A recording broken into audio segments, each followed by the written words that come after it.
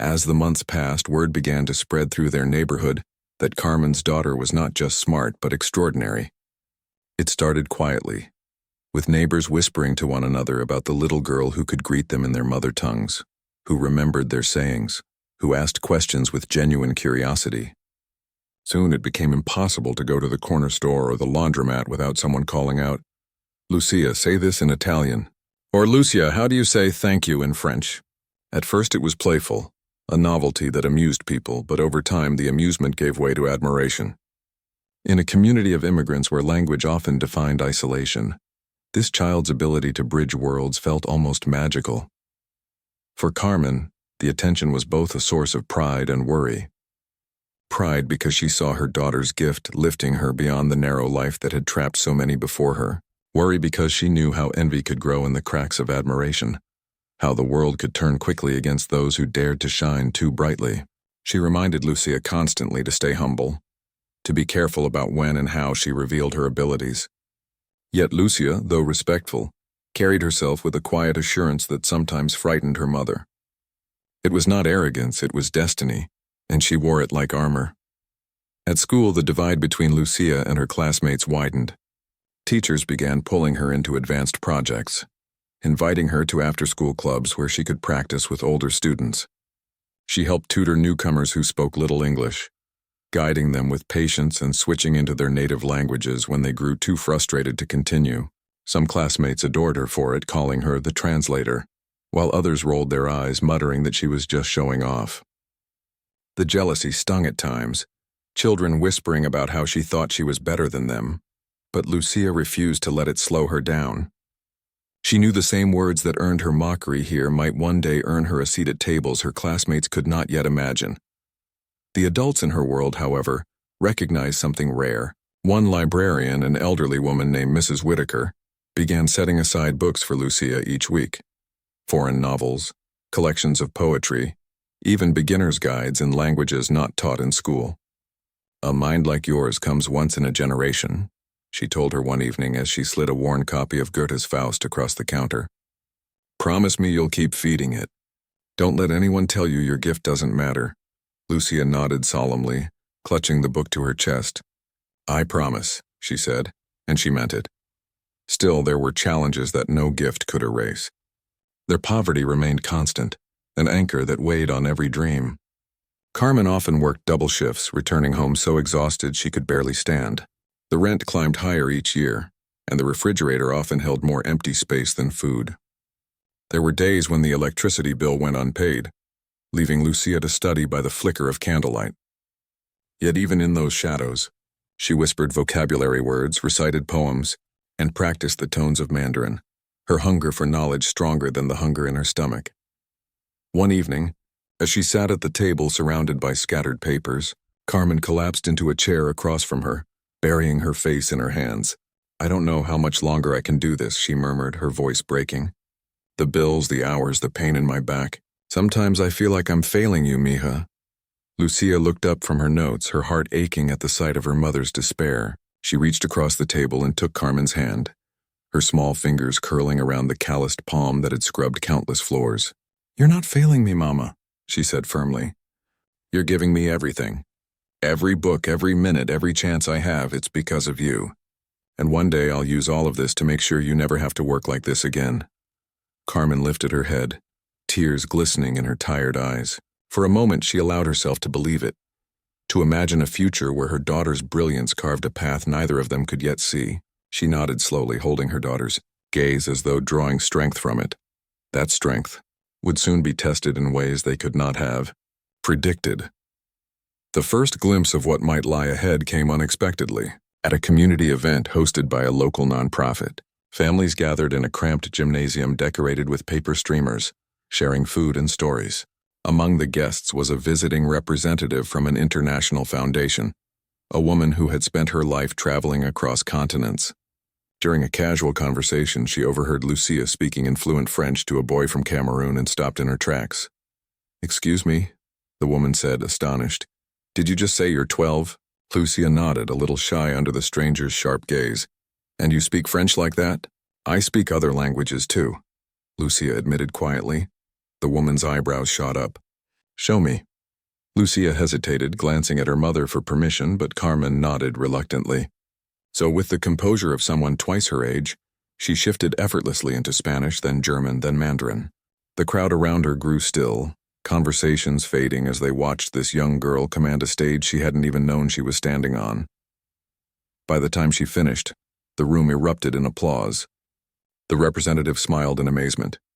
"This child is extraordinary," she said aloud, her words carrying across the gym. With the right support, she could go anywhere: Harvard, Oxford, even the United Nations. Carmen's heart swelled with pride, but also with fear. Words like those had the power to open doors, but they also drew attention. Attention from those who might not wish her daughter well. And in the back of her mind, she remembered Rick Sullivan, the powerful man who had laughed in their faces, yet had been unsettled enough to challenge her child.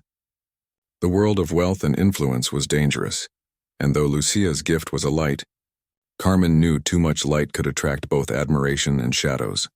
That night, as they walked home beneath the glow of street lamps, Carmen squeezed her daughter's hand tightly.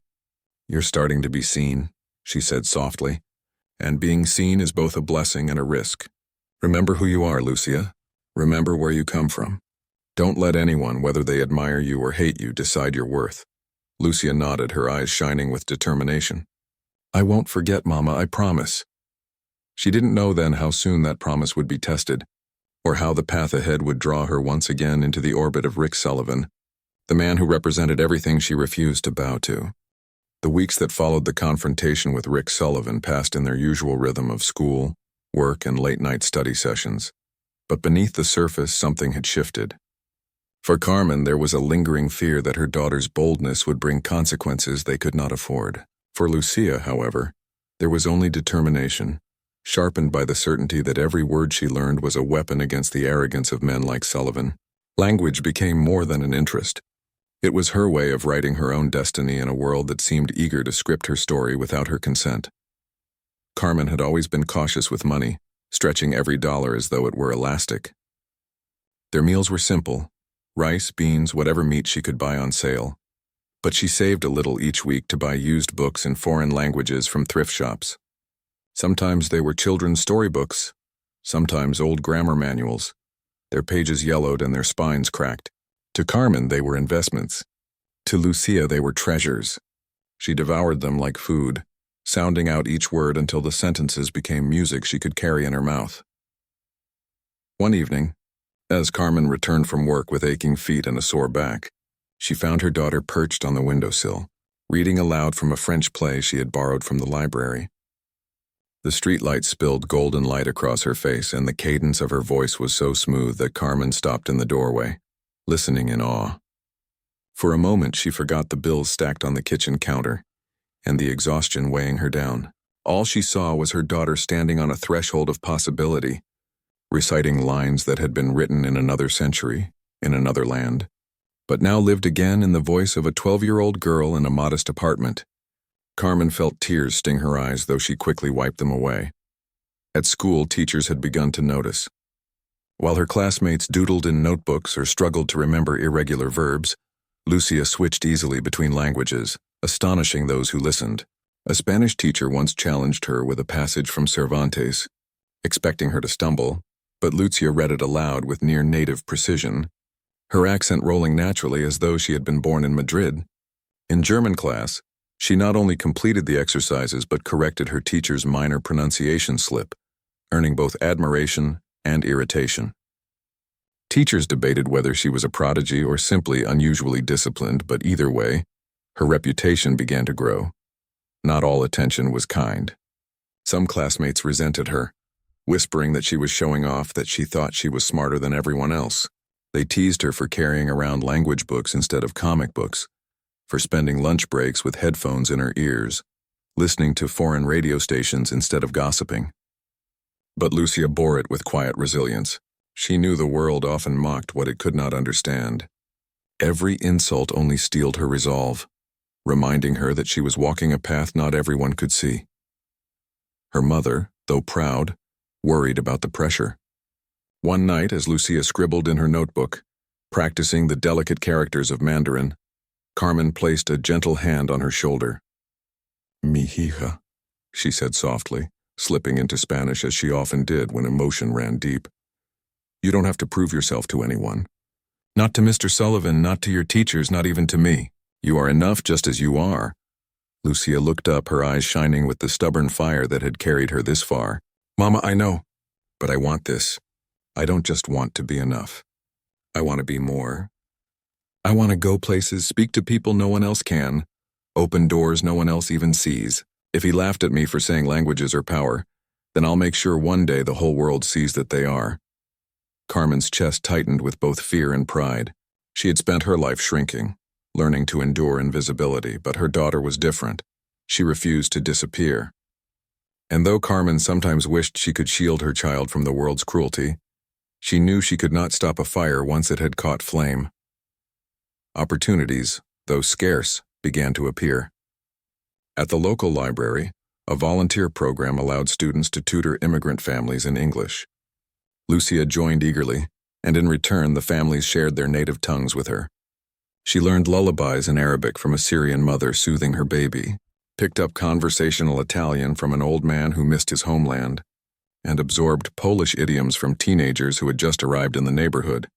Each exchange was mutual, each conversation a small act of bridge building that widened her world. But perhaps the most defining moment came one winter afternoon when Carmen's cleaning job required her to cover an event at a midtown hotel.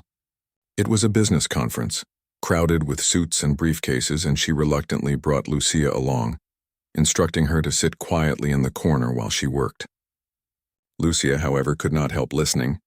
Representatives from across the globe filled the hall, their conversations weaving together a tapestry of languages: Japanese, German, Russian, Portuguese. Her ears burned with the thrill of it, each voice a challenge waiting to be met. When a minor commotion broke out near the registration desk, a misunderstanding between an American coordinator and a French delegate, Lucia slipped closer. The delegate, flustered, tried to explain, his English halting, his frustration rising. The coordinator, equally flustered, raised his voice, misunderstanding more with each word. Before Carmen could stop her, Lucia stepped forward, her voice clear and confident as she translated the Frenchman's words into smooth English, then relayed the coordinator's response back into French. The tension eased instantly, the problem resolved, and both men stared at her in astonishment. She stood there, small but unshaken, bridging a gap that none of the adults had managed to cross. Carmen's heart pounded with fear that her daughter's boldness would draw a reprimand, but instead the delegate smiled warmly and thanked her in French, while the coordinator shook his head in disbelief, muttering, "How old are you again?" Lucia simply smiled and said, "Old enough to listen." That night, as they walked home through the biting cold, Carmen pulled her daughter close, her voice thick with emotion. "You're going to change the world, Lucia. I can feel it. I don't know how yet, but I know it." Lucia only nodded, the city lights reflected in her eyes. "One language at a time," she whispered. The subway ride home after their shift was always quiet, but that night silence carried a different weight. Carmen sat with her hands folded tightly in her lap, her eyes fixed on the floor of the rattling car, while Lucia leaned her head against the window, watching the dark blur of tunnels streak by. The city, alive with voices in 100 tongues, pulsed above them, and to Lucia it was never just noise. Every announcement, every scrap of conversation, every song from a busker's guitar carried pieces of language that lit her mind like sparks. She had learned to listen, to capture patterns the way some children collected seashells, and by the time she was 10, she had already pieced together entire worlds of speech. Carmen finally broke the silence, her voice soft, weary, and filled with worry. "Lucia, you shouldn't have spoken to him like that. Men like Sullivan, they don't forget. They don't forgive." Lucia turned to her mother, her dark eyes steady. "Mom, I wasn't afraid. You shouldn't be afraid either. He doesn't get to decide who I become." Carmen smiled faintly, though her lips trembled. "You're so much stronger than I was at your age. But strength can be dangerous if the world mistakes it for defiance. You must remember that." She reached over and smoothed her daughter's hair, an instinctive gesture of comfort. "Still, I am proud. Always proud." Lucia closed her eyes and thought of the first time she had discovered the magic of language.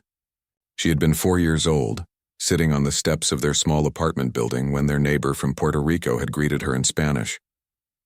The words had sounded like music, round and rolling, different from the clipped rhythm of English.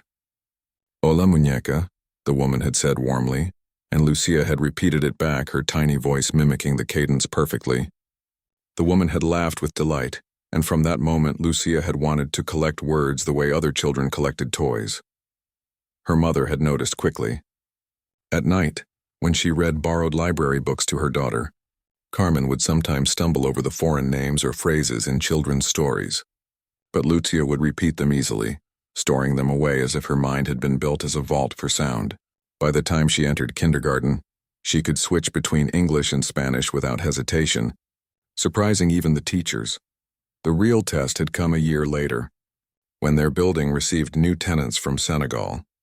The father spoke Wolof and French, and though he struggled with English, he carried himself with dignity.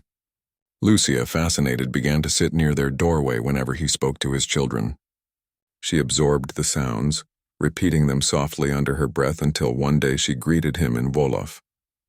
The man's eyes widened in astonishment, and he crouched down to ask her questions, laughing when she answered with surprising accuracy. From then on, he would occasionally tutor her in small phrases, his children giggling as she mastered words that even some adults found difficult.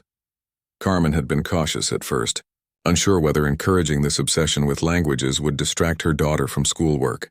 But soon she realized it was not a distraction, it was a gift. Their evenings transformed. While Carmen cleaned and cooked, Lucia sat at the kitchen table with borrowed books, old dictionaries, and a cheap laptop that barely held together. She clicked through online lessons in French, Spanish, German, and more, repeating sounds until her throat ached, scribbling vocabulary onto scraps of paper, taping them to the walls of their apartment until every surface was covered with words.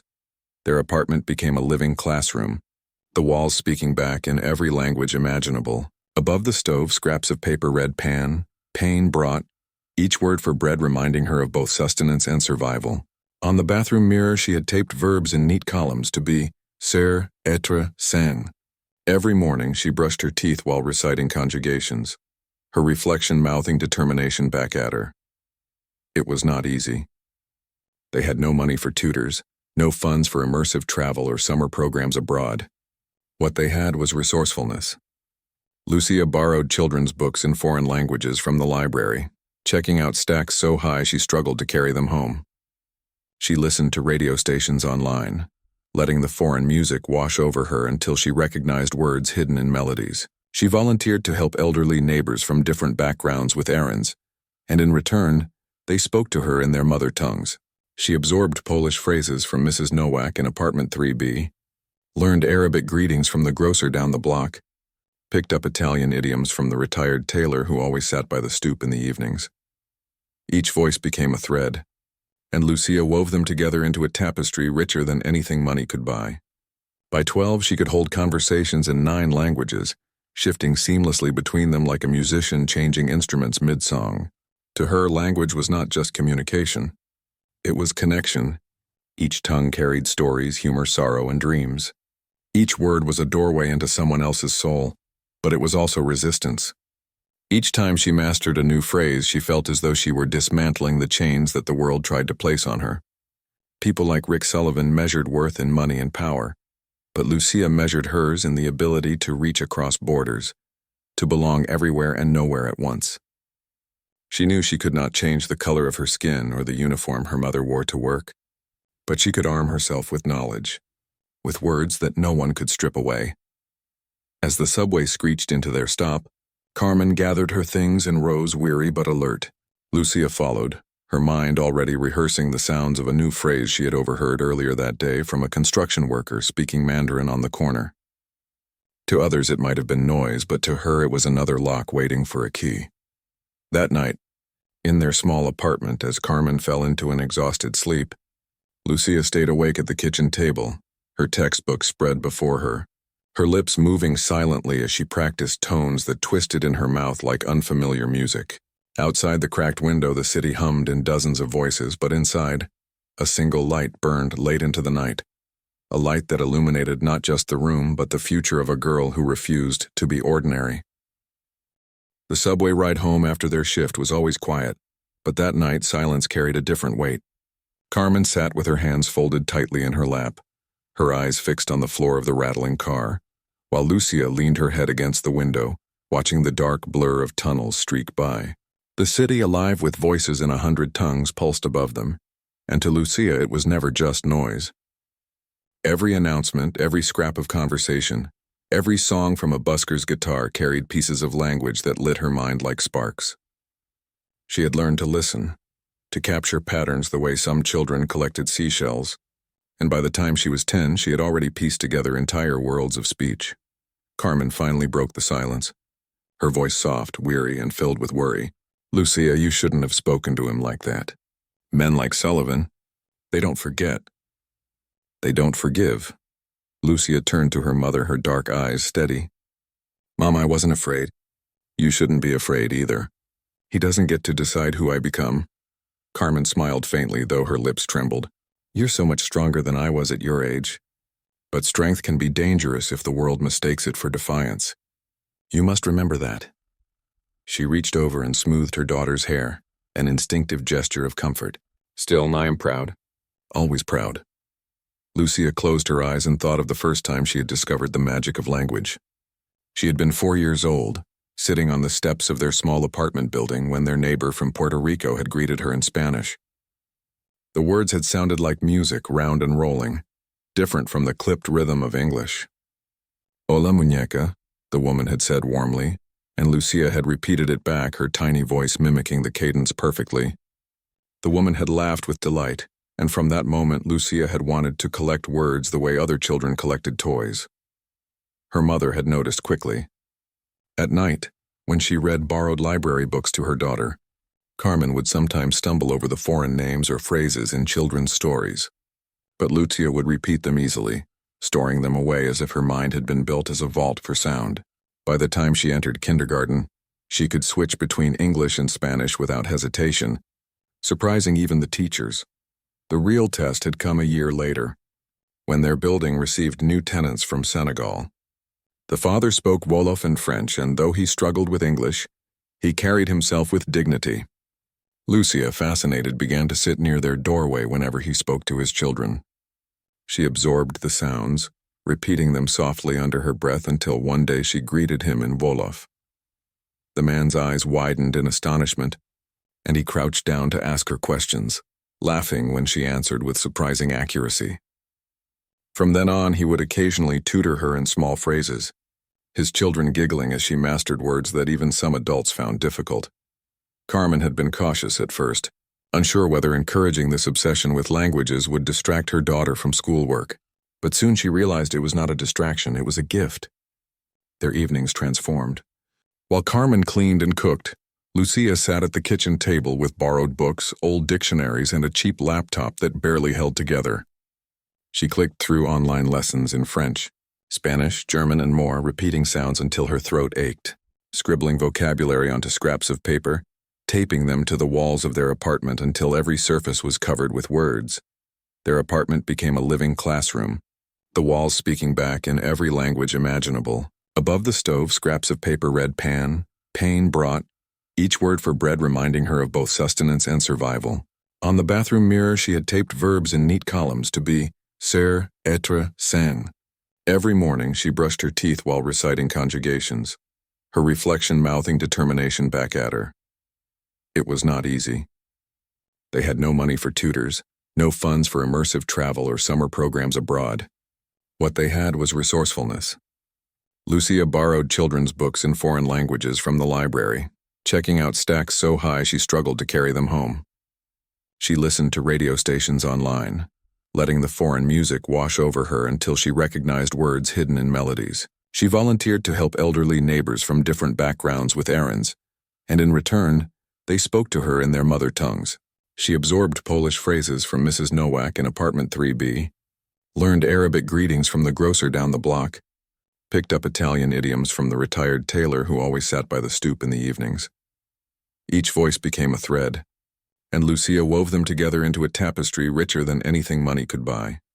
By 12, she could hold conversations in 9 languages, shifting seamlessly between them like a musician changing instruments mid-song. To her, language was not just communication. It was connection. Each tongue carried stories, humor, sorrow, and dreams. Each word was a doorway into someone else's soul, but it was also resistance. Each time she mastered a new phrase, she felt as though she were dismantling the chains that the world tried to place on her. People like Rick Sullivan measured worth in money and power, but Lucia measured hers in the ability to reach across borders, to belong everywhere and nowhere at once. She knew she could not change the color of her skin or the uniform her mother wore to work, but she could arm herself with knowledge, with words that no one could strip away. As the subway screeched into their stop, Carmen gathered her things and rose, weary but alert. Lucia followed, her mind already rehearsing the sounds of a new phrase she had overheard earlier that day from a construction worker speaking Mandarin on the corner. To others it might have been noise, but to her it was another lock waiting for a key. That night, in their small apartment, as Carmen fell into an exhausted sleep, Lucia stayed awake at the kitchen table, her textbook spread before her, her lips moving silently as she practiced tones that twisted in her mouth like unfamiliar music. Outside the cracked window, the city hummed in dozens of voices, but inside, a single light burned late into the night, a light that illuminated not just the room, but the future of a girl who refused to be ordinary. The sound of the cleaning supplies rattling faintly against the cart was the only thing that filled the office for several minutes. Carmen moved with quiet efficiency, polishing the broad panes of glass, wiping down the marble tables, and brushing the dust from the corners of the carpet, her back slightly bent as though she could make herself smaller in the presence of wealth and arrogance. She had long ago learned to survive by blending into the background, invisible to the powerful men who strutted through these halls. But tonight, for the first time in years, her presence seemed impossible to ignore, for her daughter stood beside her like a flame, refusing to be smothered. Lucia did not touch the cleaning cart. She stood with her arms folded across her chest, watching Rick Sullivan with a calmness that unsettled him more than outright defiance might have. The girl's stillness was not born of fear but of quiet strength, and it reminded Rick of something he could not place, perhaps an echo of himself as a boy, before his ambition hardened into cruelty. He had been 12 once too, brimming with unshakable certainty, but unlike her, his belief had been rooted in the hunger for control, not in the pursuit of knowledge. He shook off the thought quickly, unwilling to admit even to himself that he saw anything of value in her. "Do you know why your mother is here, child?" he asked suddenly, his voice sharp and cutting through the silence.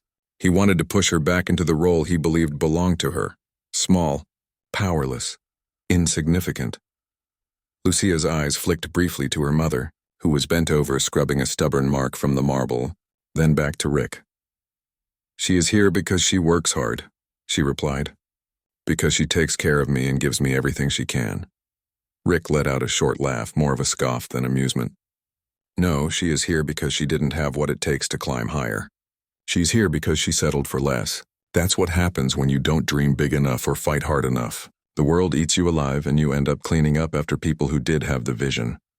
He leaned forward in his chair, his elbows resting on the desk, his eyes locked on the girl. "And unless you realize that, you'll end up in the same place." Lucia's jaw tightened, but she did not look away. She inhaled slowly, and when she spoke, her voice carried not anger but clarity, as though she were explaining a truth that was already written in the fabric of her being. "You think my mother is weak because she cleans floors. But I see strength. I see sacrifice. I see love. Do you think it's easy to work late nights, to be invisible, to hear insults and still keep going? That is not weakness. That is power of a different kind, and it is because of her that I can stand here and speak to you in 9 languages. She gave me that gift. You have money, Mr. Sullivan, but you don't have what she has." The words hit him like stones against glass. He opened his mouth to respond, but closed it again, caught off guard by the composure of her speech. No hesitation, no stumble. Every syllable delivered with the certainty of someone who had been shaped by fire, but had not been consumed by it. Carmen turned quickly, her face pale with fear. "Lucia, please," she whispered desperately, her hands trembling as she tried to motion her daughter into silence. She feared not only for the job that fed them, but for the invisible line they were crossing in speaking so boldly to a man who held power like a weapon. Rick leaned back slowly, his smirk returning but thinner now, brittle at the edges. He did not like being challenged, least of all by someone so small, someone he had already dismissed in his mind as irrelevant. Yet, instead of fury, a flicker of curiosity began to stir in him. He had spent his life surrounded by people who bent under his words, who bowed to his wealth, who swallowed their pride for the crumbs he dropped. But here stood a girl who not only refused to bend, but seemed determined to lift her head higher every time he tried to press it down. "Fine," he said finally, steepling his fingers as his eyes studied her. "You say you speak 9 languages. Impress me. Speak something no one in this room understands." Lucia's eyes gleamed with quiet confidence, and for the first time, a small smile curved her lips. She spoke again, but this time it was not in French or Spanish or German. Her voice shifted into the flowing tones of Mandarin, each syllable crisp, each inflection carried with the ease of someone who had practiced for years. Carmen stared at her daughter in wonder, as though she were hearing her for the first time, while Rick's expression faltered, confusion mixing with disbelief. He did not understand a single word, but he recognized authenticity when he heard it. The rhythm was too natural, the cadence too precise to be mimicry, and in that moment something inside him clenched. The faint, bitter memory of a failed deal with a Chinese firm that had slipped through his fingers years ago. A deal worth hundreds of millions, lost in part because he had underestimated the importance of language and culture. He had scoffed then too, insisting that money would bridge any gap. But money had not saved him. He had been humiliated, and the sting had never quite left. Lucia finished her sentence and let the silence linger. Then she said in English, "You asked for proof. There it is. You may have money, Mr. Sullivan, but money can't buy this." The words echoed in the room, carried not by volume but by the gravity of truth. Carmen's eyes filled with tears, torn between fear for her daughter's boldness and pride that she could not contain. Rick sat frozen for a long moment, his expression unreadable, his thoughts a storm he could not easily silence. Finally, he broke the silence with a dry chuckle, though the sound lacked its usual confidence. "You're bold, I'll give you that. Maybe too bold for your own good." He leaned forward once more, but there was a different quality in his voice now, something sharper but also more uncertain. "You think your languages matter. You think they'll change your world. Maybe you're right, maybe you're not. But let me tell you this, little girl. You've stepped into a world that will test you in ways you cannot imagine. Words are not enough to win here. You'll need more than pride. You'll need teeth." Lucia's gaze did not falter. "Then I'll grow them," she replied softly. For a moment the room was utterly still, the city beyond the glass a blur of lights and movement, while inside, 2 wills clashed silently. The arrogance of a man who had conquered fortunes and the resolve of a child who carried her mother's sacrifices like armor. Carmen, sensing the shift, wiped her eyes and bent quickly to her work again, desperate to escape the storm she knew was coming. Rick finally looked away, reaching for his glass of wine and swirling it slowly, though his hand trembled ever so slightly. He told himself it was anger, but deep down he knew it was something else entirely. It was the recognition of a spark, the kind he had not seen in years, and it unsettled him more than he wanted to admit. As Carmen and Lucia prepared to leave, Rick's voice called out suddenly, halting them at the door. "Girl," he said, his tone measured, almost reluctant. "If you're so sure of your power, maybe I should put you to the test. Maybe I'll see if those 9 languages are worth anything at all." Lucia turned back, her eyes calm, her chin high. "Test me then," she said simply.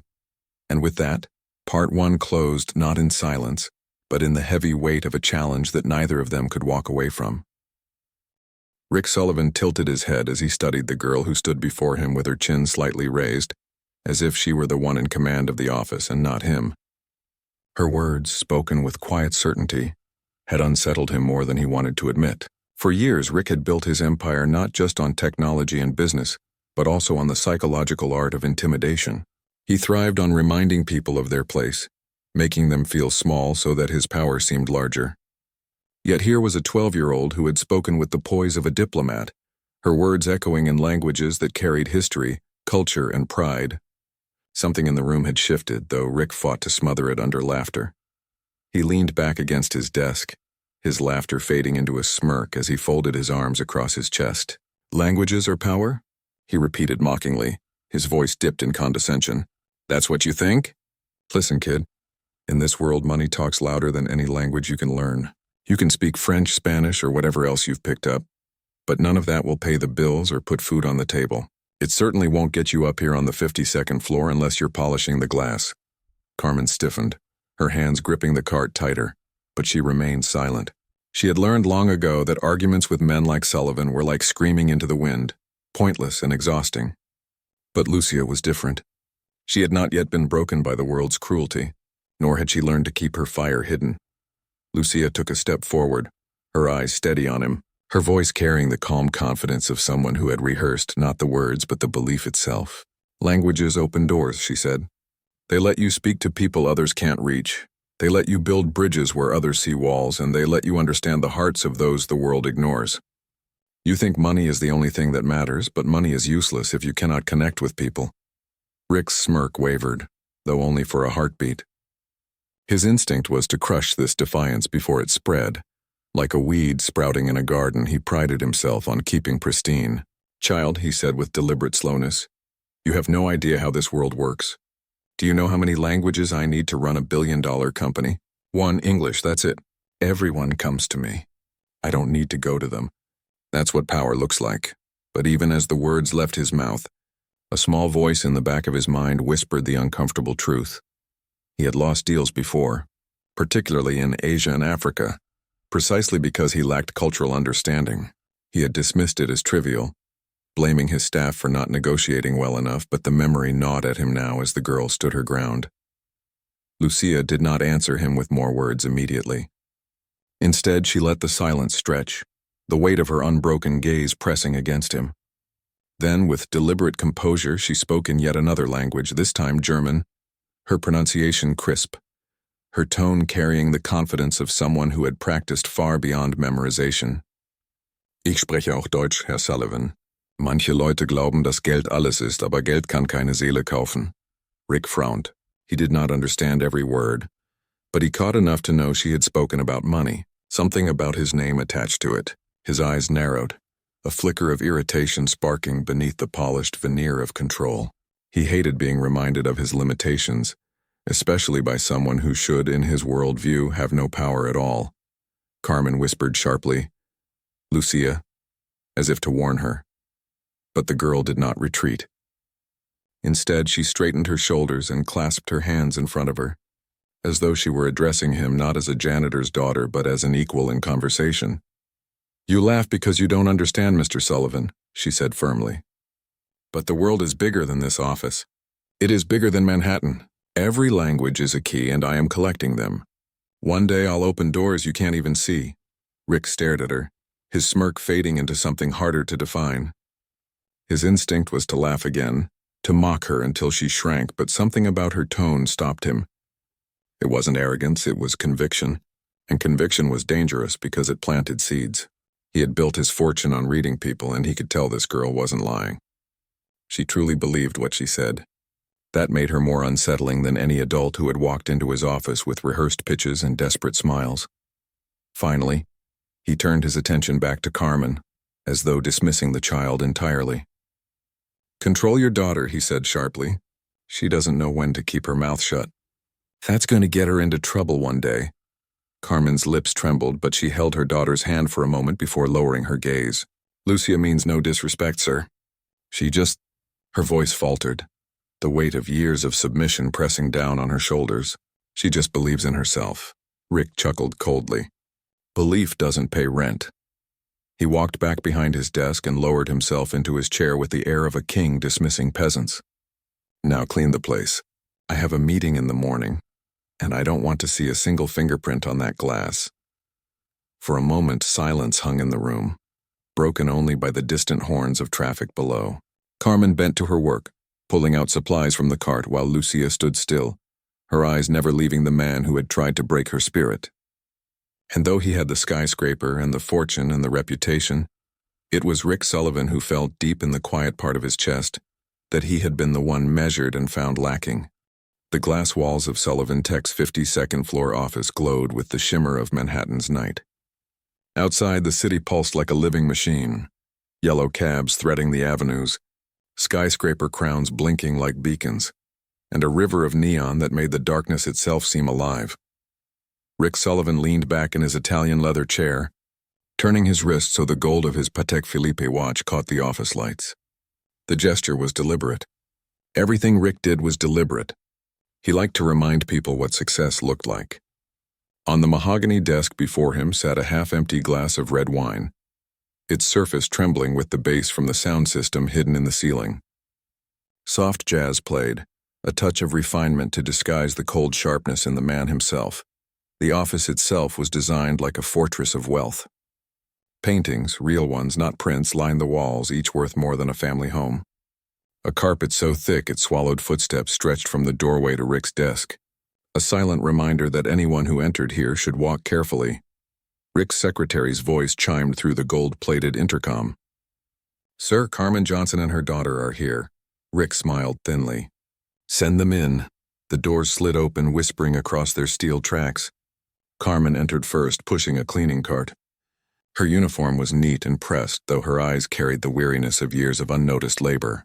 Beside her walked a girl, thin, dark-skinned, with her hair neatly braided and a backpack slung across her shoulders. Lucia Johnson. She was 12 years old, though her eyes held something far older, something sharp, observant, and unafraid. She scanned the office not as a child dazzled by wealth, but as someone memorizing every detail, measuring every corner, absorbing the way power dressed itself in glass and marble.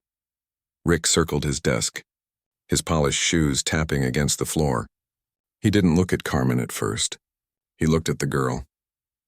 "And this must be the little shadow," he said smoothly, voice laced with sarcasm. "Learning early what your mother does for a living, This is what reality looks like. Scrubbing floors while men like me run the world." Carmen's hands tightened on the cart. "We're here to work, Mr. Sullivan," she said softly. Rick smirked, finally shifting his gaze to Carmen. 8 years, right? You've been scrubbing this floor for 8 years? "Yes," Carmen replied quietly. "And your education level?" Rick asked, his tone as sharp as broken glass. "I finished high school," she admitted. Rick laughed, harsh and metallic. He let it echo across the office before leaning closer to the woman. 8 years cleaning after people smarter than you. Doesn't that bother you?" Carmen lowered her eyes. Silence was her only shield. Rick's smirk deepened. He turned toward Lucia, eyes narrowing in amusement. "And what about you, little dreamer? Do you plan to follow in your mother's footsteps? Push this cart in 10 years? That's usually how it goes." Lucia's chin lifted. Her eyes burned, not with childish anger but with quiet fire. "No," she said, her voice steady. "I don't plan to push any cart." "Oh?" Rick arched an eyebrow. "And what do you plan to do instead? Conquer the world?" Lucia didn't blink. "I already speak 9 languages," she said clearly, each word sharp as crystal. The office seemed to pause. Even the hum of the city outside felt distant for a moment. Rick stared at her, then burst out laughing. The sound filled the room, bouncing off the glass walls like mockery given shape. He clutched his stomach, shaking his head. 9 languages? At 12 years old? He chuckled cruelly. "Sweetheart, I doubt you even speak English properly." Lucia didn't flinch. She didn't lower her eyes. Instead, she spoke again, this time in flawless French. "Je parle français couramment. J'ai commencé à l'apprendre quand j'avais 6 ans." Rick froze for half a second. He recognized enough to know it wasn't gibberish. Still, he waved his hand dismissively. Memorized a sentence from YouTube. "Cute trick." Lucia's lips curved just slightly. She continued, switching effortlessly into Spanish, her voice warm and fluid. "También hablo español. Mi maestra dice que tengo el acento de alguien que ha vivido en Madrid toda su vida." Carmen's eyes flicked nervously between her daughter and the billionaire, but she said nothing. Rick narrowed his eyes. The girl's tone wasn't rehearsed, it was alive, dynamic. He didn't understand all of it, but the flow was undeniable. Still, arrogance was armor, and he wasn't ready to let it crack. He chuckled again. "So what? A few sentences, a few accents. Party tricks. Languages don't mean anything if you don't have power." Lucia looked straight at him, unshaken. "Languages are power," she said softly. For the first time, Rick's smile faltered.